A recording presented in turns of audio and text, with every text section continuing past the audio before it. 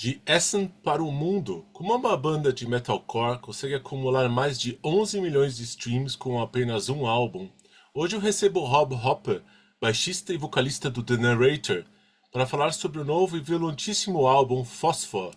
Vamos descobrir como foi trabalhar com o lendário Ted Jensen, o desafio técnico de tocar o baixo e cantar ao mesmo tempo, e por que a banda acredita que a música pesada é a ferramenta necessária para confrontar as crises do nosso tempo. Se você curte o som de bandas como Anis OK e Our Promise, essa conversa é para você. Com vocês, Rob Hoppe.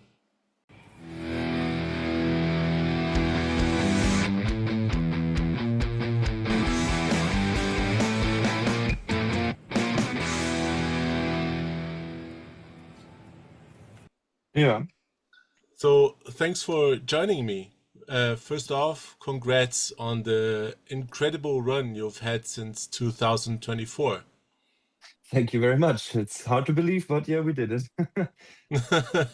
Your debut album Lore hit over 11 million streams. This is amazing. For a band that started in Essen in 2017, did you feel a before and after moment in your career when those numbers started climbing? I think the most moment or the most insane thing we had after all this was like touring with bands like Ennis OK, having a huge European tour in a nightliner, almost or more than 30 shows, and that's just incredible. We would have never imagined to happen like that. Yeah, and this I was going to mention the tour with Anis OK. You've wrapped up 2025 touring with them across of Europe and UK. What was the biggest lesson you took from the road that you brought into the studio for the new album? Um, I think it's not a very or you cannot recite tour experience with what we experience in the world writing the songs. It's the tour was a very happy thing, a fun thing. We had, I think, the best time of our lives. I think I can speak for the others too with that.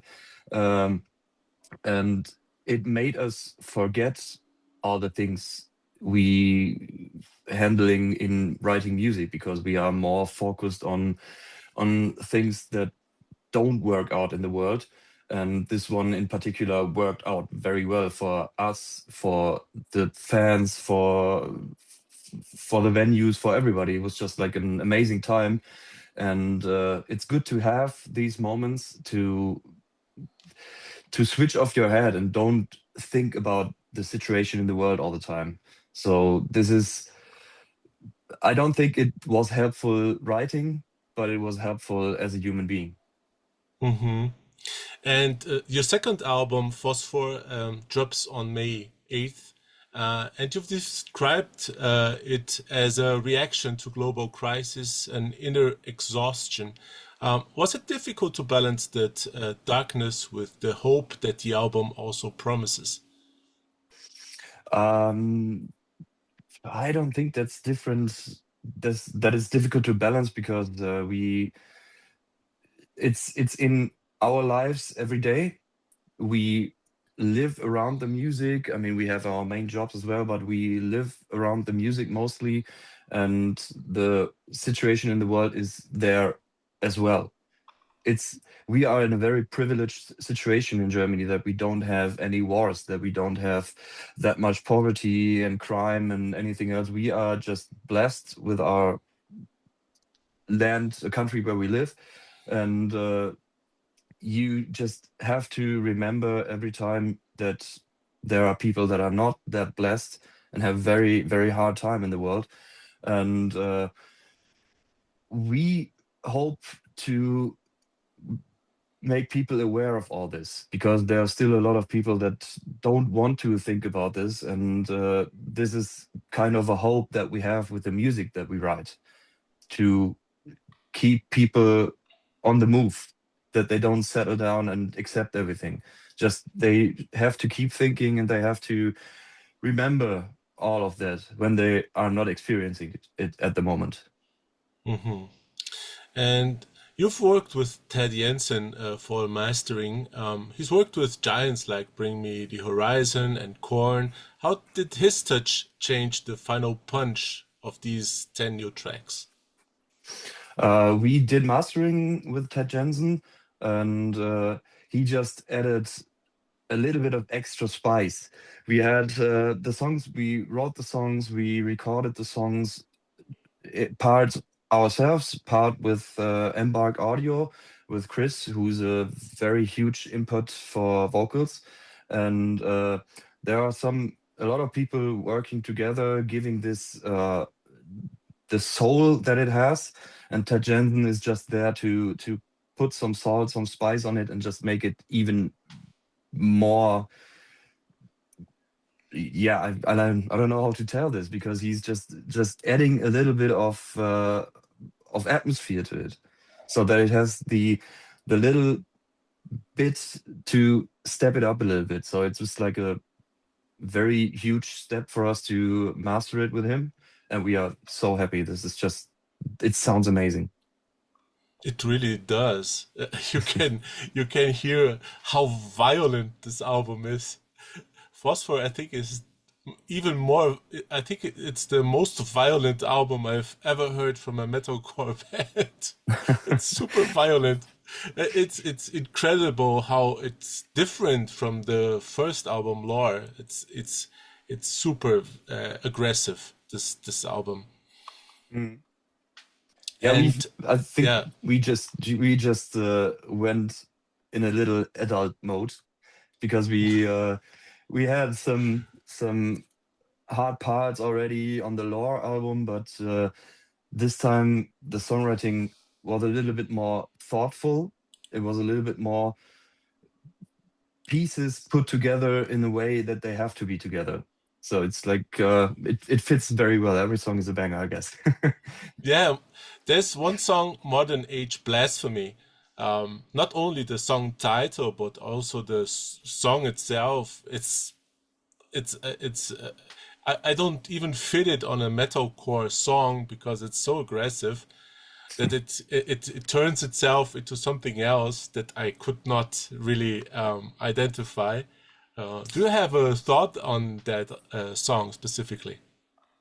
This is actually one of my favorites from the beginning, because it has such a hardcore vibe in it. And I my roots in this music are like very, very hardcore-ish. And so I really like all the energy and the aggressiveness, and you just have to listen to it, and you have to bang your head, because it's forcing you to do it. And I really like that, and it's one of my favorite songs from the start. And yeah, it will be played live, absolutely, for sure. Awesome. And on Stasis, you have Sever from Everlies. Why was he the right fit for this specific track, uh, which you've called the essence of the album? um he is a very young guy. He's a very talented guy. He's a very unique guy. Everything with Oral Eyes is unique and new. And we know the band for quite a long time now, and we had a lot of conversations, and we met up a couple times. They came to our headline show in Stuttgart last year, and they are just genuinely nice people, and really like what they do.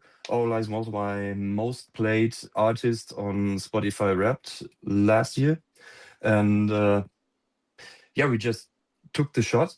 We asked him if he would like to have a role on this album, on this specific track, because we really felt that it could fit.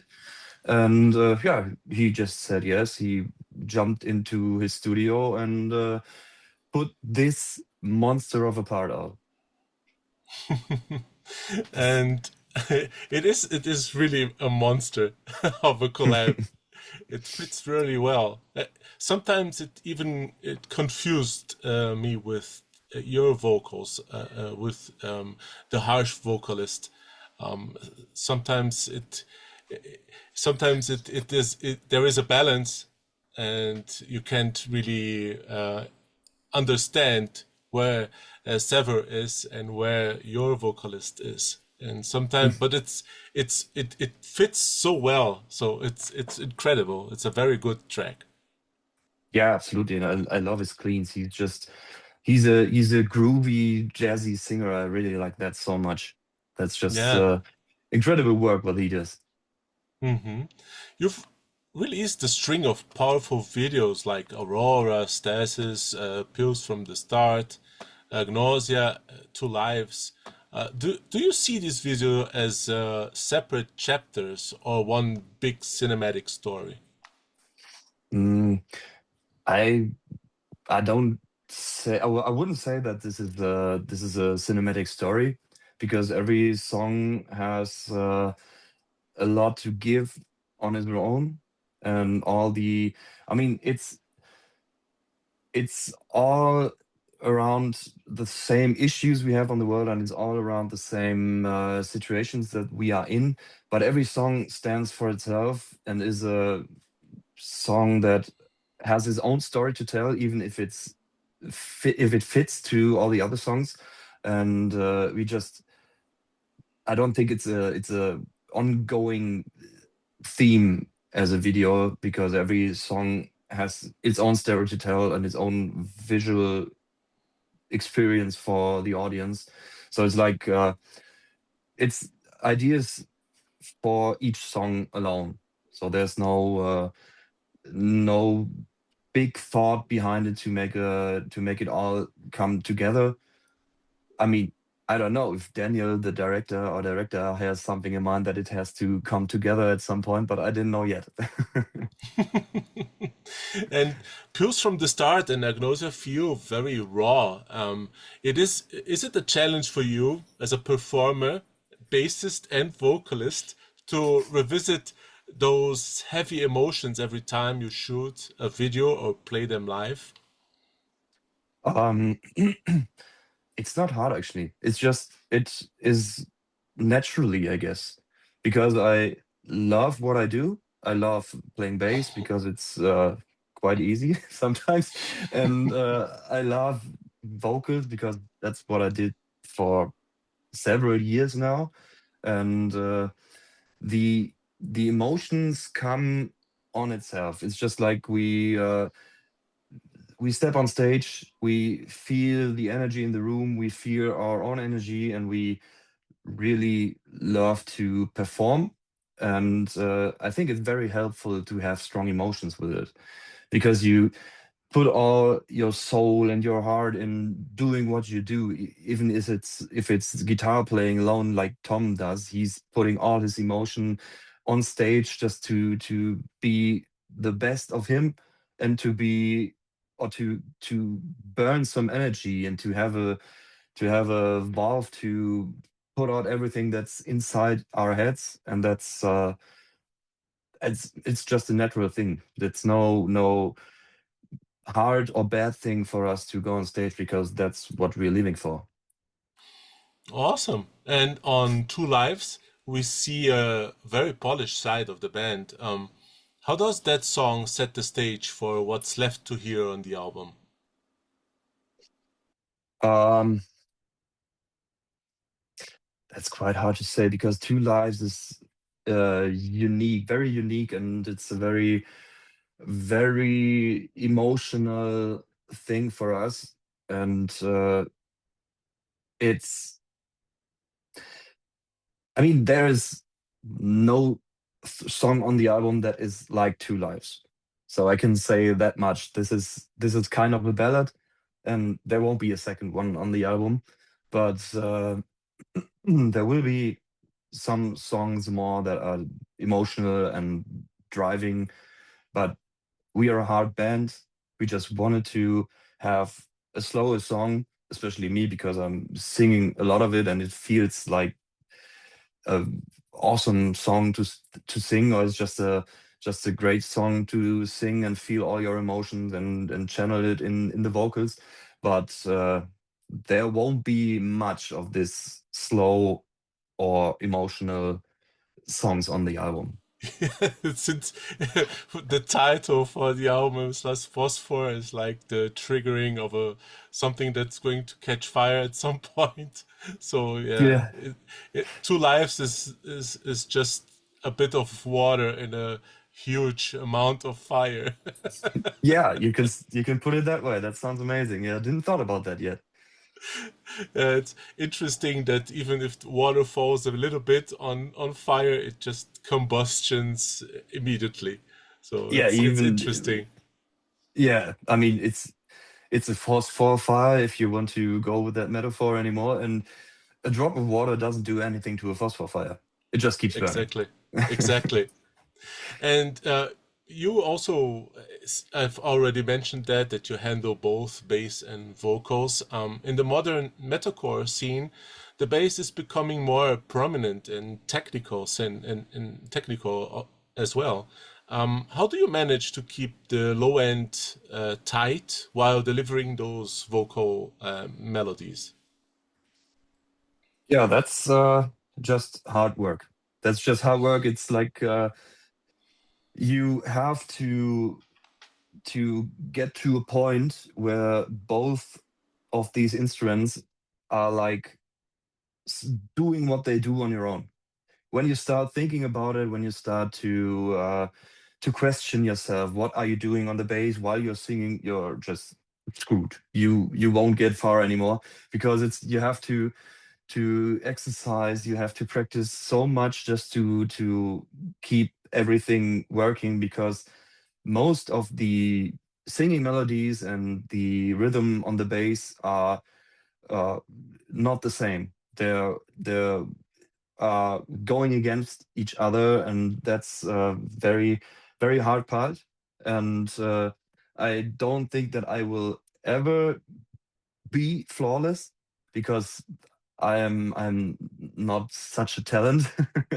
So it's like you have to keep up the practice. You have to, even when there are times where you don't have a show, you have to keep exercising. If you don't exercise at least 3 times a week, you will lose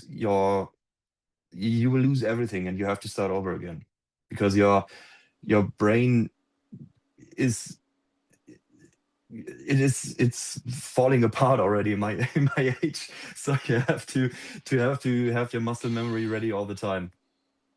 True.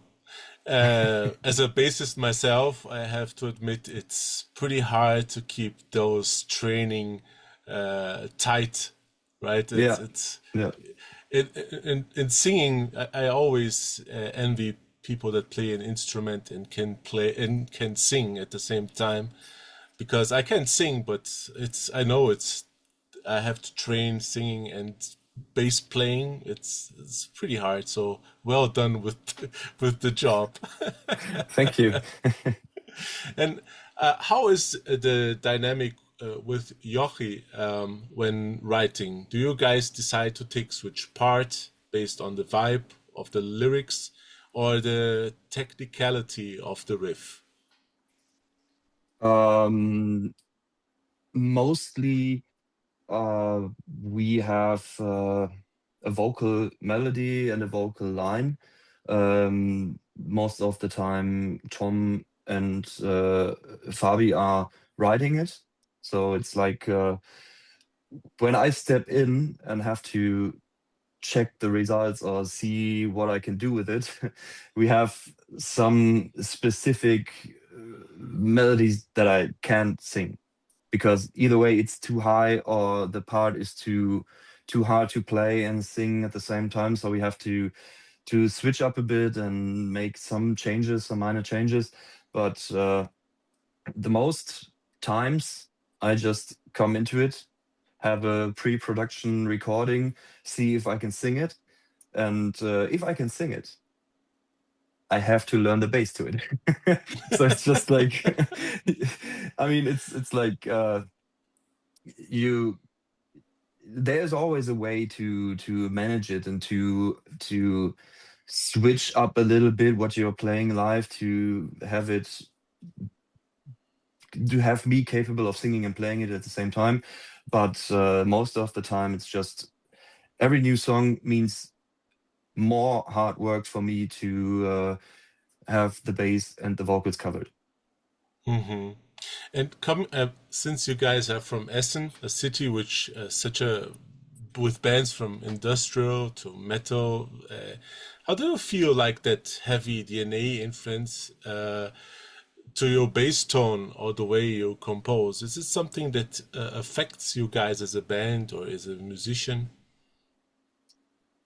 Um, it it affects us as persons a lot because it's a very unique uh, it's a very unique area.